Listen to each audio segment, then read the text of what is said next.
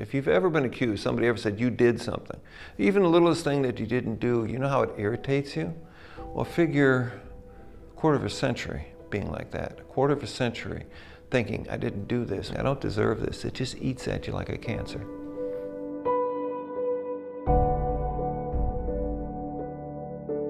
So I was accused of killing my wife. I came home, found her dead. The police decided I was guilty before they got to the crime scene because it was easy, just blame the husband and the case is over. At first I thought she fell and got hurt because it was dark and I hadn't seen the crime scene, hadn't realized what had happened. They had had a generator there because they were building a property. And when Bill got home, all the lights were out, the generator had gone out.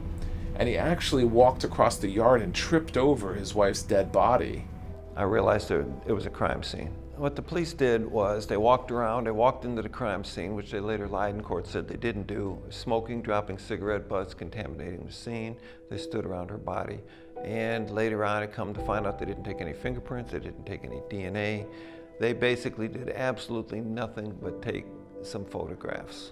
So when it came down to trying to prove who did this, we're still in the dark. It's one of those things, it's so hard to investigate a homicide case decades later.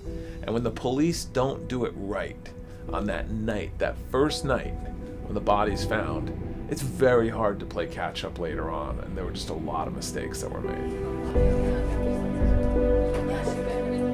At the California Innocence Project, we have several different missions. Number one, get innocent people out of prison.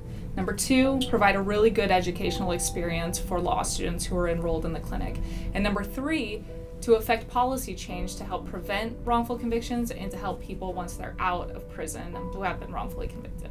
The leading cause of wrongful convictions is bad eyewitness identification. And for the most part, it's not a malicious situation. Other wrongful convictions happen due to things like bad lawyering, bad science, informants, and even false confessions. One of the really bad things about prison is it takes people out of society and then it takes them out of normal life. And that's really contrary to rehabilitation because now you put them back in that life and now it's even harder than before they went in.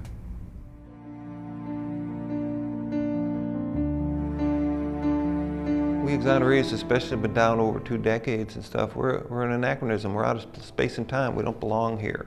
Our minds are still way back there. We have to catch up on technology. We have to catch up on everything. I drive down the street I used to live on. I don't recognize it because the trees are so big. They're just little sprouts. Now there's a canopy over top. That makes you realize how long you've been gone. I think every citizen has a responsibility to understand about wrongful convictions and our justice system because it's our collective justice system. I'm very jaded about the justice system. I now understand, which I didn't before, how corrupt it is.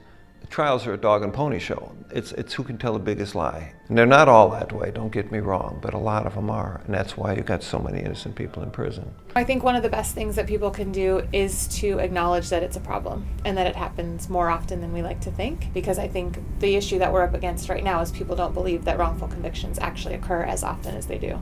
If we're going to give our government the awesome power to lock people up for the rest of their lives and to execute people, then we need to be careful that we're doing it as best we can. The judge's ruling in 2009 was that the evidence pointed unerringly to innocence. It took 7 years, a change of law, and a Supreme Court ruling to get me out after that.